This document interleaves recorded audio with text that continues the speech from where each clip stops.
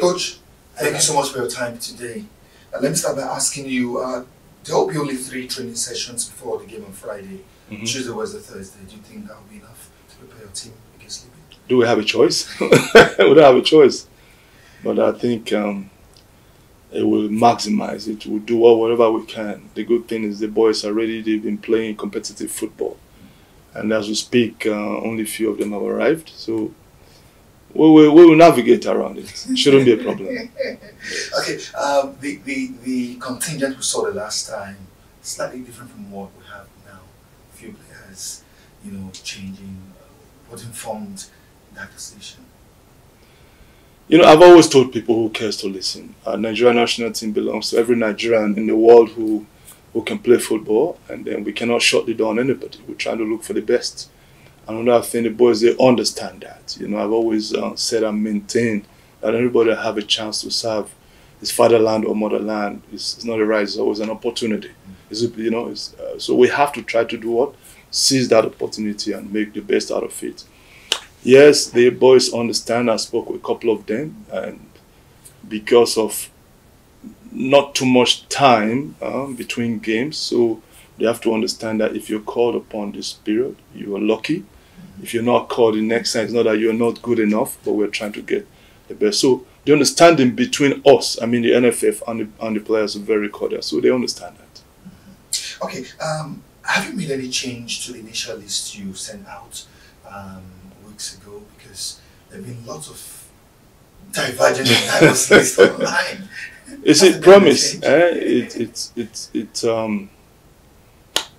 It's quite unfortunate because we hear a lot of things, stories in social media which is not correct 100%.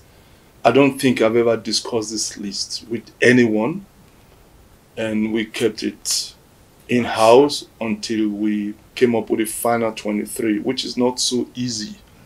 And then I saw on some platform about Eguavoen and clear the air on why some player have to come in. I didn't speak with nobody, but people just, you know, you guys are also experienced. You use the idea to find words. But provisional list was submitted, yes. And final list was also submitted a few days ago because we had to wait for some information from left and right, and then that's been it. But you are the first person I'm discussing this with. Not even the president of Nigerian Football Federation. Not even the general secretary. Nobody. You know, so you're the first person I'm discussing this with. So let people just try to see how they can support me and the team, because it's for Nigeria, it's not for me alone. You know, we don't want distractions. You know, whoever is in position right now to do the job, just supporting players or coaches. It doesn't really matter, because all of us are, you know, trying to achieve the same goal, one goal. You know, so distractions, I don't think is the best thing right now. People throw up some things, and then people, you know, in different platforms take it up and start. It becomes a debate. It's not necessary. It's not healthy. All right. They say a man who's down fears no fall. The Libyans are down the pecking order as far as the AFCON qualifying group is concerned. They have a new coach. How difficult it is? I mean, from your experience, playing against a team that is down and looking for how to rise. Yes, they are down right now. Doesn't mean that they can't rise, because they have a couple of games to play. But you know, they are aware, we are aware, our position and their position, and they will come here and fight. But we will also try. We've forgot about the past games. Now we're looking ahead to Libya's game. Not even in the away game. Our focus right now is the game in front of us, and the boys are ready, and we're going to give Libya a tough fight. We will fight for, you know, for those 3 points. Every second counts, and we know what it means to get the job done and over with as quickly as possible. It's going to be tough, but I think at the end of the day, with the boys that we have and the spirit, and nobody's injured right now, they will deliver. Victor Osimhen is not here. What impact does that have on your team? Huge one. But again, it's a collective effort. It's a team sport. It's not individual sport. We're in touch, and we can understand him. He can understand us. It's a huge miss. We all know that how important and impactful Osimhen can be. But we have other players who can step into his shoes. He's here, not here physically, but I'm 100% sure he's here spiritually with us. All right. Finally, on a lighter note, there were some stories that you have a big battle to settle between Eguavoen and Eguavoen. How much of a fight have you settled? There is no fight. I mean, there is no fight at all. I mean, Eguavoen came in yesterday after the game against Rangers, and then Gumo Dede came in this morning, and they hugged themselves.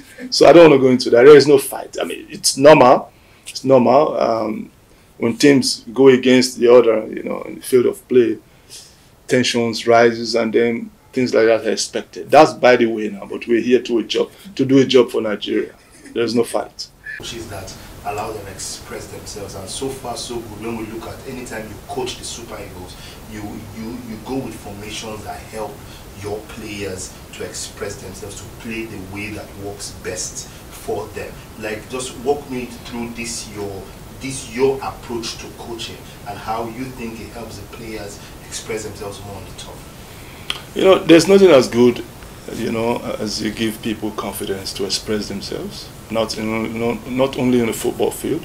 Like my children now, my family, I give them responsibility, and I don't monitor. Sometimes, yes, you do monitor, but a lot of freedom, but they are responsible for their actions. So these are things I preach to the players every now and then, not just today. It's been part of my philosophy.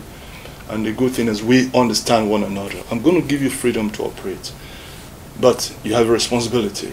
You know, so I think by doing that, they have a lot of confidence to do whatever they want to do. I'm a coach who likes players who can play more than one position.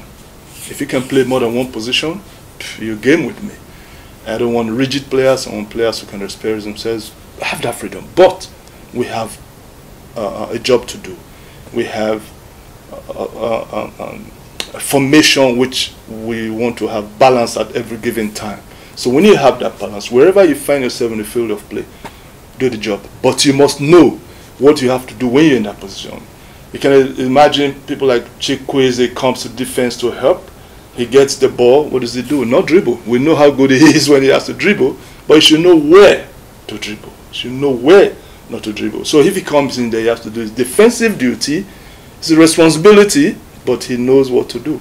So this is things we go through, or these are things we go through with them every now and then. So confidence we give to the players, but they are responsible for their actions.